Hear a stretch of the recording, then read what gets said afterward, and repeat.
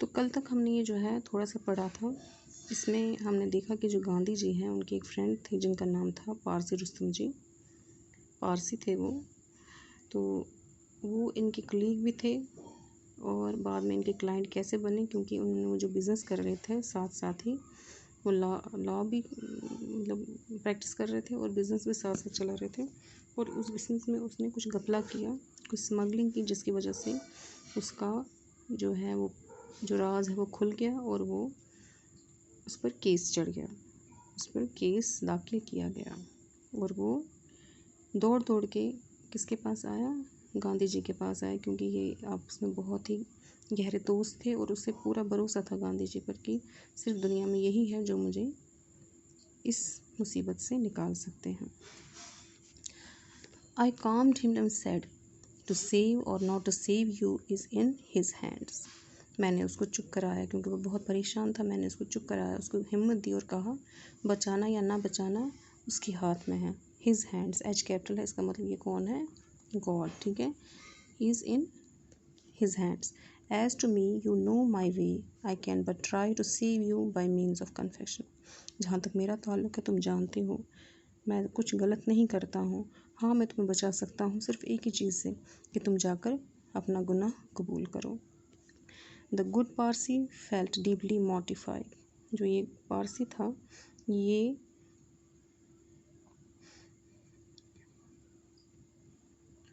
अब इसको अपनी गलती पर एहसास हो रहा था, बहुत ही शर्म आ रही थी। But is not my confession before you enough, he said. इसको अब शर्म आ रही थी कि मैं कैसे जाके सबके सामने ये कबूल करूं कि मैं गलत कर रहा था। उसने कहा क्या ये काफ़ी नहीं है कि मैंने तुम्हारे सामने सब कुछ कबूल किया है? You have wrong not me but the government. यहाँ से गांधी जी ने जवाब दिया कि तुमने मेरे साथ गलत नहीं किया है, तुमने गवर्नमेंट के साथ गलत किया है, इसलिए तुम्हें माफ़ी तो उन्हीं से मांगनी होगी। How will the confession made before me avail you? I replied gently.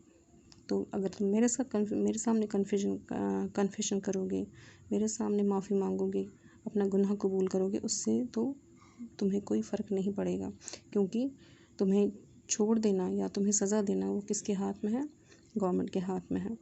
Of course I will do just as you advice, but will you not consult with my old council mister Dash, he is a friend too, said Parsi Rustam ji.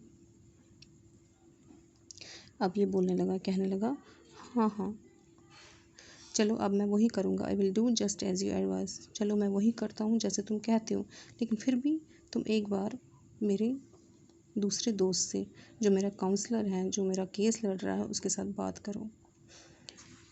Enquiry revealed that the smuggling had been going on for a long time, but the actual offence detected involving a trifling sum. कहते हैं जब इन्होंने inquiry की तो inquiry से ये पता चला जो ये स्मगलिंग का काम कर रहा था ये बहुत देर तक मतलब बहुत टाइम से कर रहा था, लेकिन जबकि चोरी इन्होंने पकड़ी हुई थी उस टाइम उतना ज़्यादा बड़ा अमाउंट नहीं था, उतने बड़े ज़्यादा अमाउंट की गफलत या जो है गड़बड़ नहीं की थी। We went to his council, हमने आपस में बात करके पहले देखा कि हमारा जो केस है वो कितना स्ट्रॉन्ग है, और हमने देखा कि जो ये सम है, जो ये पैसा है जिसमें गड़बड़ हुई है, ये उतना बड़ा अमाउंट नहीं है। अब हम वहाँ पे चले गए जहाँ पे इनका काउंसलर था, इनका लॉयर था।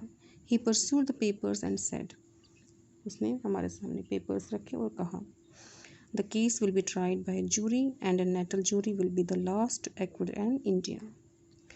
केस जो है किसके पास जाएगा? जूरी के पास जाएगा, ग्रुप ऑफ जजेस के पास जाएगा, और जो नेटल जूरी हैं, जो अपनी लोकल जूरी है इनकी, जहाँ के ये रहने वाले हैं, वही एंड में इनको एक्विट करेंगे। एक्विट का मतलब हो गया है इनको केस से डिस्चार्ज भी कर सकती है या सज़ा भी दे सकती है। But I will not give you hope. क्या कहा कि जो लोकल जूरी है वही आपको बेकसूर साबित करवा सकती है या कर सकती है, लेकिन मैं आपको कोई उम्मीद नहीं दे सकता हूँ कि ऐसा कुछ हो सकता है। I did not know this council intimately, Parsi Rustam ji intercepted. I thank you but I should like to be guided by mister Gandhi's advice in this case.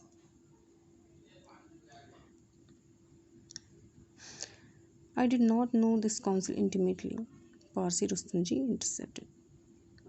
अब ये गांधी जी ये लाइन कह रहे हैं, कहते हैं जो ये काउंसलर था, इस काउंसलर को मैं अच्छी तरह से नहीं जानता था।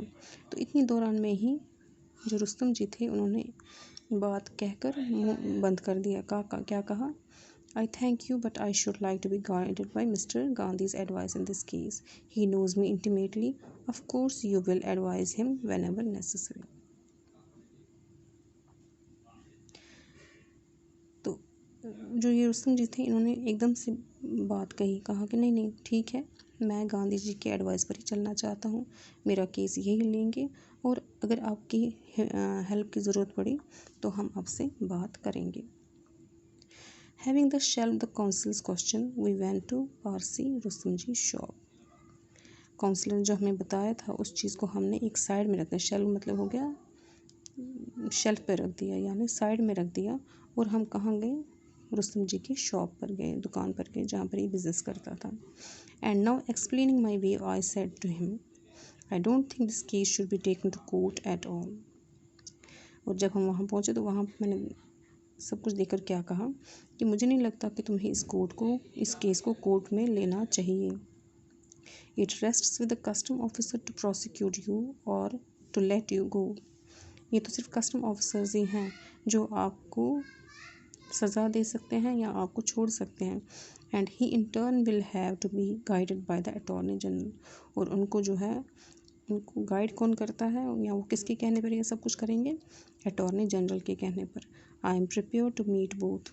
और मैं तैयार हूँ कस्टम ऑफिसर से मिलने के लिए और अटॉर्नी जनरल से भी मिलने के लिए। I propose that you should offer to pay the penalty they fix and the odds